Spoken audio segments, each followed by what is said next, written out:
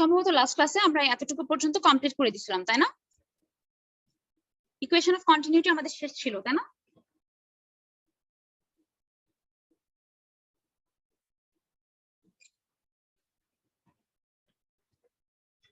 শুনতে পাচ্ছো? জি miss. Equation of continuity শেষ করা হয়েছিল না তোমাদের? জি মিস। আচ্ছা, এখন দেখো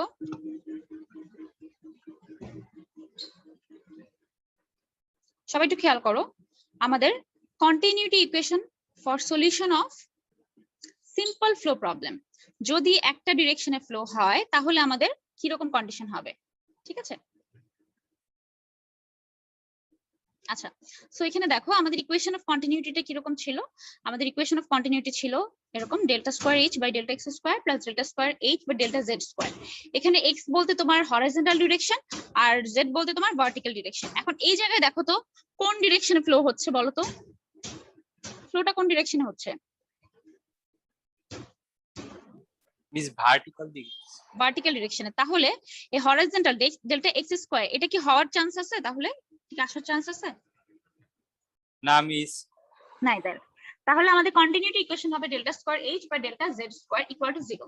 শুধু এতটুকু হবে আমাদের continuity equation, delta square h by delta z square equal to 0। Okay, এটাকে যদি আমি সলভ করি তাহলে আমাদের কি রকম আসে দেখো, H equal to a1z plus a2। এটা হচ্ছে আমাদের এই, এটাকে যদি তুমি ডিফারেন্সিয়েট করো তাহলে তোমার এরকম একটা সলভ আসে। এটা আমরা 9-10 থেকে করে আসতেছি, সো এটা আশা করি সমস্যা হওয়ার কথা না। আচ্ছা, এখানে z কি, a1 কি, a2 কি, এগুলো একটু দেখে আসি আমরা। a1 আর a2 তো কনস্ট্যান্ট আমাদের, z h এগুলা কি একটু দেখো এখানে খেয়াল করে। সবার প্রথমে আমরা যে জিনিসটা খেয়াল করব, মনোযোগ দিয়ে দেখো জিনিসটা। প্রথমে দেখো এখানে দুইটা সয়েল লেয়ার আছে, সয়েল লেয়ার 1, সয়েল লেয়ার 2, দুইটা সয়েল লেয়ার। এই যে সয়েল লেয়ার 1 এর পারমিয়াবিলিটি হচ্ছে k1, সয়েল লেয়ার 2 এর পারমিয়াবিলিটি হচ্ছে k2। ওকে, সো এখান থেকে এতটুকু ডিসটেন্স হচ্ছে আমাদের h1, ক্যাপিটাল h1। দেখো এটা হচ্ছে আমাদের ক্যাপিটাল h1, মানে থিকনেসটা ক্যাপিটাল h1। এখান থেকে এতটুকু হচ্ছে ক্যাপিটাল h2, থিকনেসটা হচ্ছে আমাদের ক্যাপিটাল h2 তাহলে। ওকে, আর এইচটা হচ্ছে তুমি যে ডিরেকশনে তোমার আসলে তুমি ফ্লো মেজার করতে চাচ্ছ সেটা হচ্ছে তোমার বেসিক্যালি এইচ। ওকে, যেমন এখানে তুমি যদি এই ডিরেকশনে মেজার করতে চাও, এই যে এখানে এখানে তুমি একটা পিজোমিটার বসাবা, তাহলে পিজোমিটারের যে লেভেল আর তোমার আউটফ্লোর যে লেভেল সেটা হচ্ছে তোমার এইচ বা হেড। ওকে, এটা হচ্ছে একটা থিম আমাদের। তারপর সেকেন্ডটা হচ্ছে আমাদের দেখো, তোমার যখন ওয়াটারটা এখান থেকে ফ্লো করে এখানে আসতেছে, এখনো মনে করো সয়েল পার্টিকেলের ভিতরে পৌঁছায় নাই, এই কন্ডিশনে তোমার জেড কত? জেডটা কি? জেডটা হচ্ছে যেই পর্যায়ে তুমি তোমার হেড মেজার করতেছো সেটা হচ্ছে জেড। জেড মানে হচ্ছে তোমার ডেপথ। এইখানে তোমার জেড কত? এই যে এই জায়গায় তোমার জেড কত বলতে পারবা কেউ? জেড বলতে বুঝতেছি এই নিচ বরাবর যতটুকু ডেপথ সে নিচের দিকে নামতেছে, বা যেই পয়েন্টে আমি বের করতে চাচ্ছি। রেসপন্স করো সবাই, জেড তাহলে এই জায়গায় কত হবে?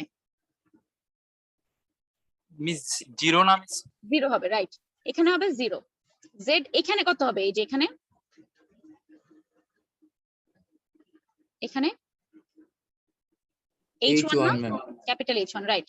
এখানে হবে capital h1 plus capital h2, এতটুকু। তার মানে জেডটা হচ্ছে যতটুকু দূরত্ব অতিক্রম করতেছে কে, ওয়াটারটা, সেটা হচ্ছে জেড। ওকে, আচ্ছা এইচটা তো বললাম যেই লেভেলে মেজার করতেছো সেই লেভেলের সাথে আউটফ্লো, সেটা হচ্ছে আমাদের এইচ হেড। এখন দেখো তোমার ওয়াটারটা যখন একদম ইনিশিয়াল কন্ডিশনে আছে, মানে এখনো ওয়াটার সয়েলের মধ্যে পৌঁছায় নাই মনে করো, হ্যাঁ, তখন তোমার কি পানির লেভেলটা কোথায় আছে? এই যে এখানে পানির লেভেলটা এই জায়গায় আছে, তাই না? তার মানে তোমার যদি আমি বাউন্ডারি কন্ডিশন মনে করো চিন্তা করি, তাহলে তোমার জেডটা যখন 0, জেড যখন 0, ওকে, তার মানে জেড এখানে আছে, তখন হেড কত? মানে পানিটা তুমি কল ছেড়ে রাখছো মনে করো, তাহলে পানি তো এই নিচ পর্যন্ত এখনো যায় নাই, পৌঁছায় নাই, তাহলে তোমার হেড কত? h1 না? এই যে h1 না হেড, এখান থেকে এতটুকু নাকি? তোমার এইচ তাহলে কত হবে তখন? h1 হবে। এটা কি বুঝছো? জি মিস। আচ্ছা, এখন জেড মনে করো এই সয়েল লেভেল 1টাই অতিক্রম করলাম, মানে লাস্ট এই যে এই পর্যায়ে আছে, তাহলে জেড যখন, তাহলে h1 capital h1, Z equal to capital h1, তখন এইচটা কত বলো তো? ফিগার দেখে বলো।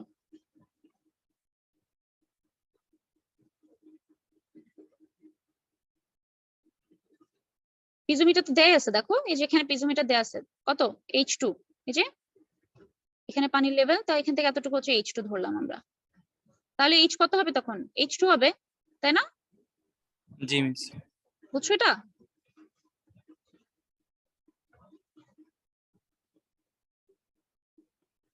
এই সবাই কি এটা বুঝতে পারছো? মিস আরেকবার একটু বলো। আবার বলতেছি, দেখো এইটুকু থাকুক, আমি জাস্ট তোমাদেরকে এই যে এখান থেকে একটু মুছে আমি তোমাদেরকে আবার দেখাচ্ছি, লেখাটা থাকুক। প্রথমে আমাদের জেডটা নিয়ে আমরা চিন্তা করি। জেড যখন এই জায়গায় আছে, হ্যাঁ মানে জেড যখন 0, মানে পানি এখনো সয়েলের ভিতরে ঢুকে নাই মনে করো, পানি এখান থেকে কি সয়েলের মধ্যে পাস করে তারপরে হচ্ছে তোমার এই জায়গায় মনে করো যাবে, ঠিক আছে? এটা হচ্ছে আমাদের আউটফ্লো, আর এটা স্যাচুরেটেড অবস্থায় আছে, এখন আছে, তো পানি তুমি আবার ছেড়ে রাখলা, হ্যাঁ, তো তোমার এটা হচ্ছে আউটফ্লো, এটা হচ্ছে ইনফ্লো। তোমার জেড এর ভ্যালু যখন 0, মানে পানি এখন এটার ভিতরে এই সয়েলের ভিতরে যখন প্রবেশ করে নাই, তখন তোমার জেড এর ভ্যালু 0। জেড এর ভ্যালু যখন 0, তখন ওয়াটার লেভেলটা কোথায় আছে, এখনো কিন্তু এই পানির লেভেলটা কিন্তু নিচের দিকে নামে নাই, এই পানির লেভেল কিন্তু এখনো টপেই আছে। তাহলে তোমার পানির লেভেল কোথায় থাকতেছে, হেড কত, এই H1 না? জি মিস।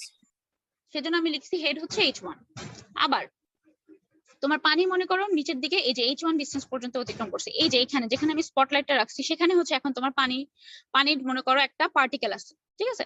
তো এই পর্যায়ে দেখো এখানে পিজোমিটার বসানো আছে, পিজোমিটার বসায় তোমার এখানে হেডটা কত দেখানো হচ্ছে, H2 দেখানো হচ্ছে, ওকে? এই পানির এখানে এটা হচ্ছে H2 দেখানো আছে। তখন তো তোমার জেড যদি তোমার তখন H1 হয়, মানে এতটুকু দূরত্ব অতিক্রম করে, এই যে এখান থেকে এতটুকু মানে H1, তখন হেড কত H2, এই যে এখান থেকে এতটুকু, এই যে এতটুকু। এখন কি বুঝছো? জি মিস। আচ্ছা, এখন দেখো আমি যদি এখন চলে যাই আমাদের এইখানে, এই যে এই জায়গার মধ্যে যদি চলে যাই, এখানে দেখো তুমি এই ইকুয়েশনটাকে সলভ করে a1z প্লাস a2 পাইলা। এখন a1 আর a2 তোমার যেহেতু এই দুইটা জিনিস যেহেতু কনস্ট্যান্ট, সেহেতু তোমার কি করতে হবে, a1 আর a2 টা তোমার তাহলে বের করতে হবে, ঠিক আছে? তো a1 a2 কিভাবে বের করবো, তোমার দুইটা কন্ডিশন আমি এখানে লিখে দিচ্ছি একটু আগে, সেই দুইটা কন্ডিশন এখানে আমাদের বসানো হয়েছে। So combining equation 8.7 and condition 1 টাকে তুমি 8.7 এ বসো, মানে z তোমার 0 হলে এই টার্মটুকু 0 হয়ে যাচ্ছে, তাই না? তখন তাহলে h ইকুয়াল টু কি থাকতেছে, h ইকুয়াল টু h1 হচ্ছে, এখানে h1 হয়ে যাবে, a2 ইকুয়াল টু তাহলে h1 হচ্ছে। এটা বুঝছো কিনা? জি মিস। সিমিলার ভাবে কন্ডিশন 2টা তুমি এখানে বসাও, কন্ডিশন 2টা বসালে z হচ্ছে h1 ক্যাপিটাল h1, তাহলে থাকতেছে কি a1 capital h1, h equal two আবার h2, তাহলে h2 equal to a1 capital h1 আর a2 ইকুয়াল টু একটু আগে বের করছি h1, এই যে a2 এর জায়গায় h1 টা বসাই দিব, দ্যাটস ইট। এটা জাস্ট মনে হয় না না বুঝছো কেউ, এটা তোমাদের জাস্ট লাইন বাই লাইন যেতে যেতে তোমাদের এই জিনিসটা ক্লিয়ার হয়ে যাবে, ঠিক আছে? তারপর এটাকে তোমরা জাস্ট a1 কে বাম দিকে রাখলা, বাকি সবকিছুকে ডান দিকে নিয়ে গেলা। এখন সবগুলো ইকুয়েশনকে যদি আমি কম্বাইন করি, a1 এর জায়গায় আমরা তো a2 বের করেই ফেলছি, a2 হচ্ছে h1, আর a1 এর জায়গায় এটা বসালাম, তাহলে আমাদের ইকুয়েশন ছিল h equal to a1 z plus h1, a1 এর জায়গায় এইটুকু বসালাম, ব্যাস। ইকুয়েশন 8.10 পর্যন্ত সবাই বুঝছো? জি মিস। আচ্ছা, এখন চলে যাই সয়েল লেয়ার নাম্বার 2। এখানে বাউন্ডারি কন্ডিশন কি হবে, এখানকার বাউন্ডারি কন্ডিশনটা একটু চিন্তা করতে থাকো। আমার একটা ফোন আসছে, আমি পিক করে আসতেছি, এক সেকেন্ড।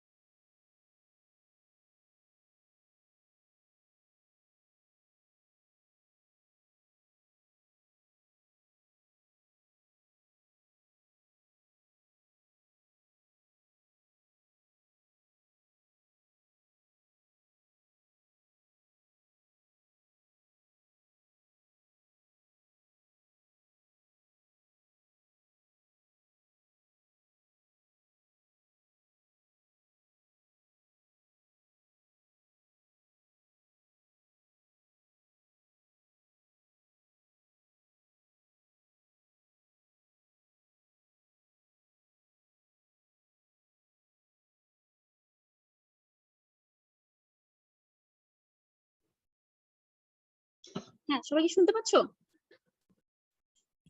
জি মিস, শুনতে পাচ্ছি। আচ্ছা দেখো, এই যে এখানে দেখো আমাদের সেকেন্ড লেয়ারের জন্য বাউন্ডারি কন্ডিশন কি হবে? সেকেন্ড লেয়ারের জন্য মানে কি, এখানে থাকবে একবার, এখানে থাকবে একবার। একবার জেড কত হবে? জেড একবার কত হবে বলো তো? জেড হচ্ছে একবার হবে আমাদের H1 নাকি?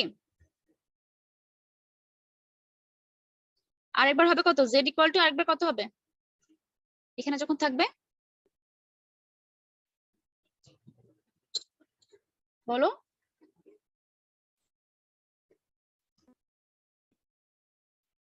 H1 plus H2. H1 plus H2, ঠিক আছে? সো জেড যখন H1, তখন বাউন্ডারি কন্ডিশন একটু আগে আমরা দেখছি, জেড যখন H1 থাকবে তখন H কত? H2। এটা আমাদের বের করাই আছে অলরেডি। এটা তো সেম, এটা লাস্ট লাইন আর এটার ফার্স্ট লাইন, মানে লেয়ার 1 এর লাস্ট লাইন আর লেয়ার 2 এর ফার্স্ট লাইন কিন্তু সেম। তখন হেড হচ্ছে আমাদের H2। আর আরেকটা জিনিস, এখানে আরেকটা জিনিস খেয়াল করো, এই পর্যায়ে যখন তোমার জেড এর ভ্যালু H1 প্লাস H2, তখন তোমার ওয়াটার কিন্তু তোমার এই পাইপের মধ্যে চলে যাচ্ছে, তখন কিন্তু আর সয়েলের মধ্যে থাকতেছে না। তাহলে আমাকে বলো তো, তখন তোমার হেড ইকুয়াল টু কত হবে? সয়েলের Zero. মধ্যে কিন্তু পানি নেই, রাইট? তখন হেড হচ্ছে আমাদের 0 হবে, ঠিক আছে? হেড তখন আমাদের 0। এখন একই ভাবে একটু আগে যে ইকুয়েশনের মধ্যে আমরা বসাইছি, ইকুয়েশন 8.7, সেই ইকুয়েশনের মধ্যে আমরা এই দুইটা বাউন্ডারি কন্ডিশন আবার বসাবো, বসে আমরা ইকুয়েশনটা সলভ করব।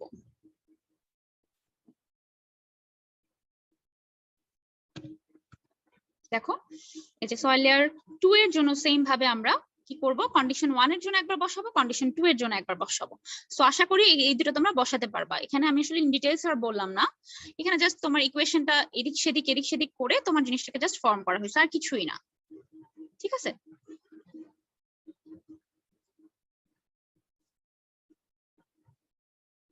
ওকে, সো এখান থেকে আমরা তাহলে দেখো আমাদের কি থাকতেছে, A1H2 প্লাস H2, আর এটা কাটাকাটি চলে যাচ্ছে, আমাদের জাস্ট A2 এর জায়গায় এইটুকু বসাই দিছি। ওকে, জাস্ট দুইটা কন্ডিশন আমরা এই ইকুয়েশনটার মধ্যে, এই যে ইকুয়েশন 8.7 এ আমরা জাস্ট দুইটা কন্ডিশন বসাইছি আগের মতো। সো এটা কি পারবা তো নাকি?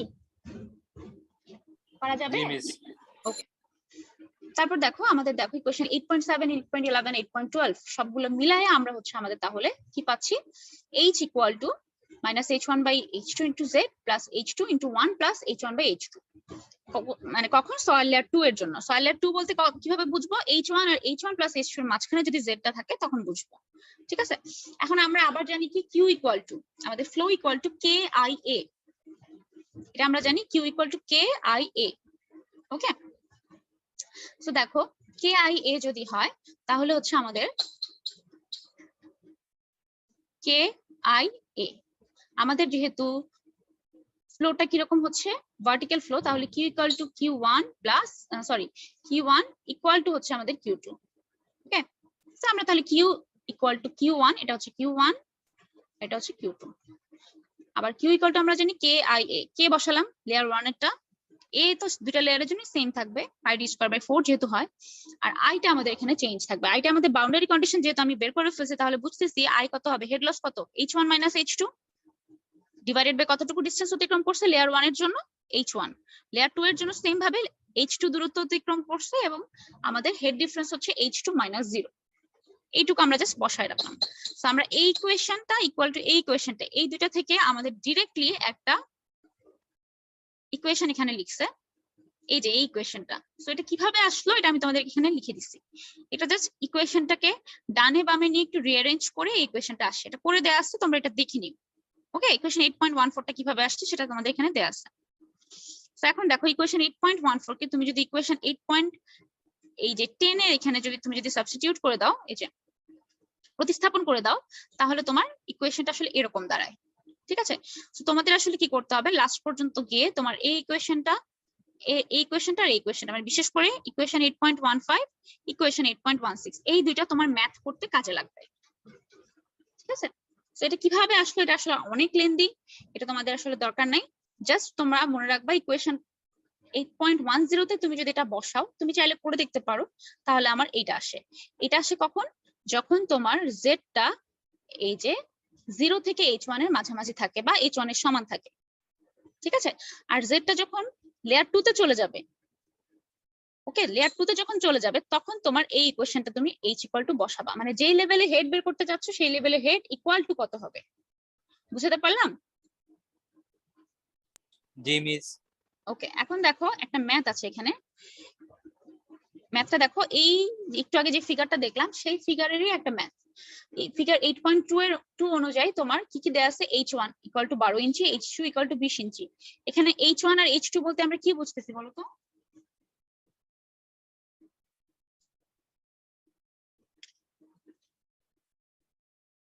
কি বুঝতেছি, h1 টা কি? মিস ওই যে ইলিভেশনের হেডটা না মিস, জেড। h1 হচ্ছে আমাদের, না h1 আর h2 হচ্ছে আমাদের দুইটা লেয়ারের থিকনেস। এই যে দেখো যে দুটো লেয়ারের থিকনেস, h1 হচ্ছে থিকনেস, h2 হচ্ছে থিকনেস, z টা হচ্ছে আমাদের এলিভেশন। তুমি ঠিকই বলছো, z হচ্ছে আমাদের এলিভেশন, কিন্তু দুটো লেয়ারের থিকনেস হচ্ছে একটা দেয়া আছে 12 ইঞ্চি, একটা দেয়া আছে 20 ইঞ্চি। আর z কত দেয়া আছে একটু দেখে আসি, z টা কত, 8 ইঞ্চি দেয়া আছে, z হচ্ছে 8 ইঞ্চি। তার মানে z টা কোথায় থাকবে বলো তো, ফিগার দেখে বলো। মিস দুইটা লেয়ারের মাঝামাঝি। এইটা হচ্ছে 12 ইঞ্চি, এটা হচ্ছে 20 ইঞ্চি মনে করো। সো z হচ্ছে 8 ইঞ্চি, তাহলে কোন লেয়ারের মাঝখানে থাকবে, z 8 ইঞ্চি হলে এখানে থাকবে মনে করো। জি তাহলে মিস। লেয়ার 1 এ থাকবে না লেয়ার 2 তে থাকবে? Layer 1 miss. লেয়ার 1 এ থাকবে, রাইট। তার মানে z টা হচ্ছে 0 থেকে h1 এর মাঝামাঝি কোথাও একটা আছে, ঠিক না? তাহলে আমি কোন ইকুয়েশনটা দিয়ে আমার সলভ করব? আচ্ছা, এখানে আমার ঠিক পাশে কনস্ট্রাকশনের কাজ হচ্ছে, এই জন্য মাঝখানে একটু নয়েজ আসতে পারে। এখন বলো তো আমি কোন ইকুয়েশনটা দিয়ে কাজ করব? আমার হেড যে বের মিস করব 8.1। 8.15 দিয়ে, তাই না? এটা দেখে বুঝবো, ঠিক আছে? জি ওকে, তার মানে আমরা 8.15 ধরে কাজ করবো। যে 8.15 টা আমি এখানে লিখছি। আর কি কি দেয়া আছে দেখো, K1 দেয়া আছে। যেহেতু তোমার দুইটা সয়েল লেয়ার, তাহলে তোমার K2 টা বের করতে হবে। বুঝতেছো, K1 আছে, K2 টা বের করতে হবে। ডায়ামিটার দেয়া আছে, ডায়ামিটার থেকে কি বের করা যাবে? মিস এরিয়াটা বের করা এরিয়া বের করা যাবে। Determine the rate of flow, মানে কিউ বের করতে হবে, flow of water through the 2 layer soil, inch cube per আওয়ারে বের করতে হবে। ওকে, ইঞ্চ কিউব পার আওয়ারে। যদি তোমার কোনো কিছু যে সেকেন্ডে আছে সেকেন্ডটাকে তুমি আওয়ারে কনভার্ট করে নিয়ে যাবা, দ্যাটস ইট, সিম্পল একটা ম্যাথ এটা।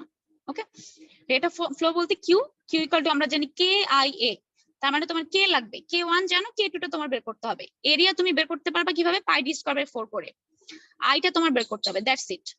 ওকে, তুমি আমরা 8.15 টা তাহলে বসালা, যেহেতু তোমার z টা 8, তাহলে এটা সয়েল লেয়ার 1 এ আছে, তাহলে 8.15 আমাদের জন্য ভ্যালিড। সো এখানে আমরা ইকুয়েশনের মধ্যে সবগুলো ভ্যালু আমরা বসালাম। এখানে সব জানি, K2 টা জানি না, একটু সিম্পলিফাই করে আমরা এখানে K2 টা বসাতে পারবো। সো K2 ইকুয়াল টু আমাদের বের হয়ে গেছে। K1 জানো, K2 জানো, এটা কি ভার্টিক্যাল ফ্লো হচ্ছে না নাকি হরিজন্টাল ফ্লো হচ্ছে? Miss vertical. ভার্টিক্যাল ফ্লো হচ্ছে। তাহলে ভার্টিক্যাল ফ্লো থেকে আমরা কিন্তু জানি আমাদের ইকুয়েশনটা কি ছিল, K ইকুইভ্যালেন্ট কত হবে, h1 plus h2 divided by h1 by k1 plus h2 by k2। এটা আমরা পারমিয়াবিলিটি থেকে দেখে আসছিলাম, মনে আছে? পারমিয়াবিলিটি থেকে যে দেখে আসছিলাম আমরা। জি মিস। সো সেখান থেকে আমরা জাস্ট k টা বের করলাম, ইঞ্চ কিউব, ইঞ্চ পার সেকেন্ডে আছে, ইঞ্চ পার আওয়ারে নিয়ে গেলাম সোজা। তারপর হচ্ছে a বের করলাম, পাই ডি স্কয়ার বাই 4। তো আমরা আবার জানি q equal to K I A, K বের হয়েছে, a বের হয়েছে, আইটা কত, আইটা বের হবে আমাদের টোটাল যে থিকনেস সেইটা ডিভাইডেড বাই, না সরি, টোটাল থিকনেস আর আমাদের হেড কত, h1, ঠিক আছে? আমাদের ম্যাক্সিমাম হেড হচ্ছে h1, আমরা h1 বসালাম, আর আমাদের h1 প্লাস h2 হচ্ছে আমাদের দুটো থিকনেস, সেখান থেকে আমরা আই পেলাম, আইটা বসায় দিলাম, তাহলে আমাদের কি বের হয়ে গেল, কিউ বের হয়ে গেল, ইঞ্চ কিউব পার আওয়ারে বের হয়ে গেল। খুবই সোজা একটা ম্যাথ, ঠিক আছে? ম্যাক্সিমাম ব্যাক ক্যালকুলেশন আসতে পারে, বুঝছো সবাই? জি মিস। ওকে, এখন আসো আজকের ক্লাসের মোস্ট ইম্পর্টেন্ট টপিক, যেটা হচ্ছে আমাদের ফ্লো নেট। এটা সবাই খুবই মনোযোগ দিয়ে দেখো, এটা খুবই খুবই খুবই ইম্পর্টেন্ট আমাদের জন্য। যে কোনো ভাইভাতে জিজ্ঞেস করে যে ফ্লো নেট বলতে তুমি কি বুঝো, ঠিক আছে? ফ্লো নেটটা কি, এটা কিন্তু আমাদের অনেক সময় জিজ্ঞেস করে। ফ্লো নেট কি, ফ্লো লাইন কি, ইকুইপোটেনশিয়াল লাইন কি, এগুলা তোমার অবশ্যই অবশ্যই অবশ্যই জানতে হবে। সো আমরা দেখি ফ্লো লাইন কি। ফ্লো লাইন সম্পর্কে ডেফিনেশনটা তোমাদের আসলে ওভাবে বইয়ে অত ভালো করে দেয়া নাই, ঠিক আছে? আমি তোমাদেরকে খুব গোছায় জিনিসগুলো লিখে দিছি, কারণ এই জিনিসগুলো তোমার সারা জীবনই লাগবে। যে কোনো চাকরির পরীক্ষা দিতে যাও তোমার থিওরি আকারে আসে, যে কোনো ভাইবা দিতে যাও তোমাকে ভাইবাতে খুব কমন কোশ্চেন, জিওটেক থেকে ধরতে গেলে খুব কমন কোশ্চেন হচ্ছে এইটা, ঠিক আছে? তো ফ্লো লাইনটা কি আমরা একটু মনোযোগ দিয়ে দেখি। Flow line is a line along which a water particle will travel from upstream to the downstream side in the permeable soil medium. তার মানে এটা বুঝতেই পারতেছো, এটা একটা লাইন, ঠিক আছে? একটা সয়েল পার্টিকেল যে লাইন ফলো করে আপস্ট্রিম থেকে ডাউনস্ট্রিমের দিকে যায়, সেই লাইনটাই ফ্লো লাইন। একটা পারমেবল সয়েল মিডিয়ামের মধ্যে দিয়ে একটা সয়েল পার্টিকেল যে লাইনটা ফলো করে যায়, মনে করো একটা সয়েল পার্টিকেল, মনে করো একটা ওয়াটার পার্টিকেল, ওয়াটার পার্টিকেলটা এই লাইনটা ফলো করে আপস্ট্রিম থেকে ডাউনস্ট্রিমের দিকে যাচ্ছে, যে লাইনটা ফলো করে যাচ্ছে সেই লাইনটাই হচ্ছে ফ্লো লাইন। এটার আরেকটা নাম হচ্ছে স্ট্রিম লাইন, ঠিক আছে? ফ্লো লাইনের আরেক নাম স্ট্রিম লাইন। অনেক সময় পরীক্ষা আসতে পারে what do you mean by stream line, তখন তুমি ফ্লো লাইনের ডেফিনিশন দিবা কিন্তু। অথবা এটা আরেকটা নাম হচ্ছে শাই লাইন। এই সাইনটা সম্পর্কে তোমরা আশা করি সবাই পরিচিত। তার মানে ফ্লো লাইনকে বলতে পারি স্ট্রিম লাইন বা psi line. It basically indicate the flow path. একটা ওয়াটার পার্টিকেলের ফ্লো পাথ বা ফ্লো ডিরেকশনটা আসলে বোঝায় ফ্লো লাইনটা। বুঝতে পারলা ডেফিনিশনটা? জি মিস। ওকে, এখন দেখো তোমাদেরকে ফিগারটা দেখে। ফিগারটাতে আমি আসলে খুব ক্লিয়ারলি তোমাদেরকে দেখাইছি। তোমাদের কিন্তু এরকম এত ক্লিয়ারলি কোথাও কোনো ফিগার তুমি দেখবা না, তোমার বুঝে নিতে হবে। সো এই ফিগারটা একটু মনোযোগ দিয়ে দেখো। এইটা যদি বুঝো, যে কোনো ফ্লো লাইন তোমাকে দেয়া হোক না কেন, যে কোনো ফ্লো নেটের ফিগার যদি তোমাকে দেয়া হয় তুমি পারবা, ঠিক আছে? সো এখানে দেখো ব্লু কালার দিয়ে আমি যেই লাইনগুলো দেখাচ্ছি, যে লাইনগুলো ইন্ডিকেট করছি, সেই লাইনগুলোই হচ্ছে ফ্লো লাইন। এখন আমার কোনটা আপস্ট্রিম কোনটা ডাউনস্ট্রিম? কোনটা আপস্ট্রিম বলো তো? বাম দিকেরটা না ডান দিকেরটা? মিস বামেরটা। বামেরটা। এই বেশি লেভেলের ওয়াটার থেকে কম লেভেলের ওয়াটার দিকে যাবে, স্বাভাবিক ব্যাপার। কম থেকে বেশির দিকে আসার চান্স নাই। যদি এই পাশে বেশি থাকতো তাহলে এই বরাবর ফ্লো হতো, যেহেতু এদিকে বেশি, সো এই বরাবর হচ্ছে আমাদের, মানে এটা আপস্ট্রিম এটা ডাউনস্ট্রিম। সো একটা ওয়াটার পার্টিকেল মনে করো এই লাইন বরাবর পাস করতেছে, পাস করে এখানে যাচ্ছে। মাঝখানে একটা শীট পাইল আছে, শীট পাইল তোমাদেরকে আমি লাস্ট ক্লাসে দেখাইছি। শীট পাইলটা কি দুই সাইডে দুইটা লেভেলের ওয়াটার মেইনটেইন করা যায়, বা যে কোনো কিছু ওয়াটার সারফেস বলো, গ্রাউন্ড সারফেস বলো, যে কোনো কিছু মেইনটেইন করা যায়। ওকে, তাহলে দেখো আমাদের ফ্লো লাইনটা হচ্ছে এই ব্লু কালারের লাইনগুলা, এগুলো হচ্ছে আমাদের ফ্লো লাইন, এই যে এগুলা। সো প্রথমে দেখে বুঝতেছো এইটা একটা ফ্লো লাইন, এইটা আরেকটা, এবং এটা আরেকটা। তিনটা ফ্লো লাইন দেখেই বোঝা যাচ্ছে। এবং বাই ডিফল্ট আরো দুইটা ফ্লো লাইন থাকে, এগুলা থাকবেই। সেই দুইটা ফ্লো লাইন কোনটা? এই যে তোমার শীট পাইল আছে, শীট পাইলের গা ঘেঁষে একটা ফ্লো লাইন থাকে, এই যে এ সি ডি, এই লাইন বরাবর একটা ফ্লো লাইন থাকবে বাই ডিফল্ট। এটা তোমাকে সবসময় দেখবা না, এটা তোমাকে দেখাই দেওয়া হবে না কখনো। তোমার ধরে নিতে হবে এখানে একটা ফ্লো লাইন আছে। এবং আরেকটা ফ্লো লাইন কোথায় থাকে? মনে করো এটা হচ্ছে পারমিয়েবল লেয়ার, এটা হচ্ছে ইমপারমিয়েবল লেয়ার। মনে করো এই জায়গাটা হার্ড কোনো ক্লে পার্টিকেল মনে করো আছে, বা হার্ড সয়েল আছে, যেখানে তোমার ওয়াটার ঢোকার কোনো চান্স নাই, বা হার্ড রক আছে এই জায়গায়। সো এই লাইনের উপরে, এই লাইন বরাবর যে একটা লাইন থাকবে, সেটাকে আমরা বলে থাকি ফ্লো লাইন। তাহলে বাই ডিফল্ট কোন দুইটা? বাই ডিফল্ট হচ্ছে 1 আর 5, এই দুইটা হচ্ছে আমাদের ফ্লো লাইন, থাকবেই থাকবে। বুঝতে পারছো কি বলছি? মনে করো এটা একটা শীট পাইল, আমি জাস্ট তোমাদেরকে বলি।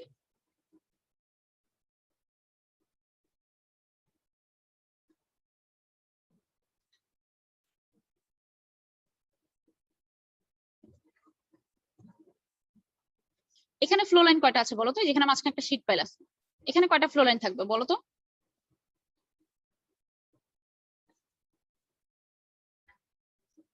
কি মনে হয়?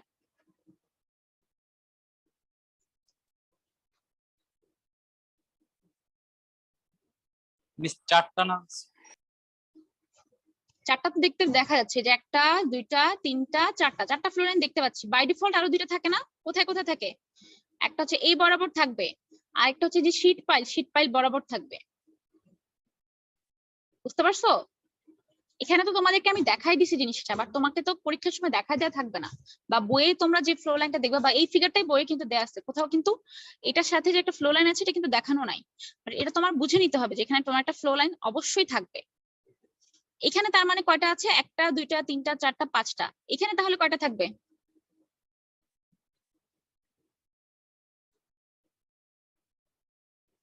বলো এখানে কয়টা থাকবে? মিস এখানে 6টা থাকবে না? 6টা থাকবে, হ্যাঁ রাইট, এখানে 6টা থাকবে। ঠিক আছে, তাহলে ফ্লো লাইনটা কি বুঝছো সবাই? জি মিস। ওকে, এখন আসি ইকুইপটেনশিয়াল লাইন। ইকুইপটেনশিয়াল লাইন কি খুব খেয়াল করে দেখো। ইকুইপটেনশিয়াল লাইন হচ্ছে তোমার ফ্লো লাইন যে আছে, ফ্লো লাইনের 90 ডিগ্রি অ্যাঙ্গেলে একটা লাইন থাকে। মনে করো এটা ফ্লো লাইন, ফ্লো লাইনের 90 ডিগ্রি অ্যাঙ্গেলে যে লাইনটা থাকবে এই লাইনটাকে আমরা বলি হচ্ছে ইকুইপটেনশিয়াল লাইন। ঠিক আছে, ইকুইপটেনশিয়াল লাইন। এই যে 1 2 3 4 5 এই 5টা ফ্লো লাইনের সাথে ইকুইপটেনশিয়াল লাইনগুলো পারপেন্ডিকুলার ডিরেকশনে থাকবে, এবং এই যে গ্রিন কালার দিয়ে আমি যে লাইনগুলো দেখাচ্ছি এই লাইনগুলো হচ্ছে তোমার ইকুইপটেনশিয়াল লাইন। এবং তোমাদের অনেক সময় কনফিউশন হতে পারে যে ফ্লো লাইন যেমন এটাকে একটা লাইন দেখতেছি এটাকে একটা লাইন দেখতেছি, কিন্তু এগুলো আবার আলাদা আলাদা কেন? এগুলো আলাদা কেন দেখো, এই যে এই লাইনটা এটা একটা আলাদা লাইন, এই লাইনটা কিন্তু আরেকটা আলাদা লাইন। 2 নাম্বার লাইন আর 6 নাম্বার লাইন কিন্তু আলাদা লাইন, মাঝখানে শীট পাইল দিয়ে কিন্তু ডিভাইড করে দেওয়া আছে। ঠিক আছে, তো এই ইকুইপটেনশিয়াল লাইন হচ্ছে এমন একটা লাইন যে লাইনটা ফ্লো লাইনের পারপেন্ডিকুলার ডিরেকশন বরাবর থাকবে। আর এখানে যদি তুমি পিজোমিটার স্থাপন করো, এই জায়গায় মনে করো তুমি পিজোমিটার বসাচ্ছ, পিজোমিটার বসাচ্ছ মানে এখানে তুমি এখানে একটা পিজোমিটার বসালা, করো এখানে একটা পিজোমিটার বসালা, এখানে একটা পিজোমিটার বসালা, এই যে এই লাইন বরাবর একটা পিজোমিটার বসালা। পিজোমিটার বসানোর পরে কি হয়, আমরা হেড দেখতে পাই না নাকি? জি মিস, প্রেসার হেডটা। হ্যাঁ, সেই হেডটা আমরা দেখতে পাবো। তো যেই হেড দেখতে পাবো, মনে করো এখানে হেডটা দেখতে পেলাম এই এতটুকু পর্যন্ত, এইখানেও এই লাইন বরাবর যে কয়টা পিজোমিটার বসাবা, মানে এই লাইনের উপরে যে কয়টা পিজোমিটার বসাবা সেই কয়টা পিজোমিটারের হেড সমান থাকবে। মানে তুমি হেড সমান দেখবা, এই যে এখান থেকে এতটুকু তাহলে সেম, এখান থেকে এতটুকু সেম, এক্স্যাক্টলি সেম লাইন বরাবর থাকবে। যেতে পারলাম? জি মিস। আচ্ছা, এক সেকেন্ড দাঁড়াও।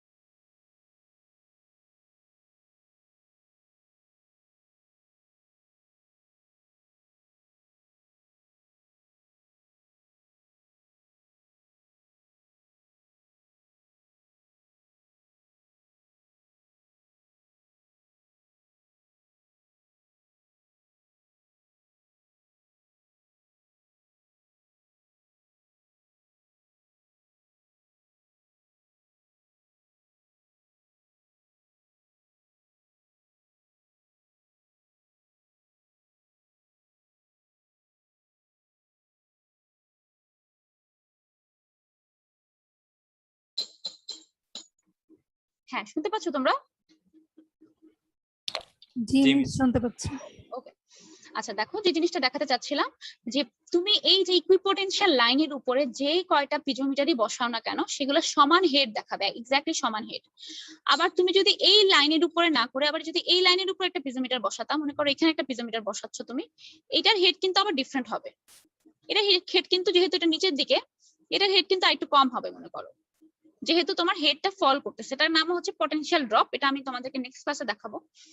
বাট এটা জেনে রাখো যে এই লাইন বরাবর যে কয়টা পিজোমিটার তুমি ড্র করবা সবগুলা সেম, সবগুলার হেড সেম লেভেলে থাকবে, একদম সেম লেভেলে থাকবে এই লাইনের উপর যে কয়টা পিজোমিটার বসাবা। বুঝছো?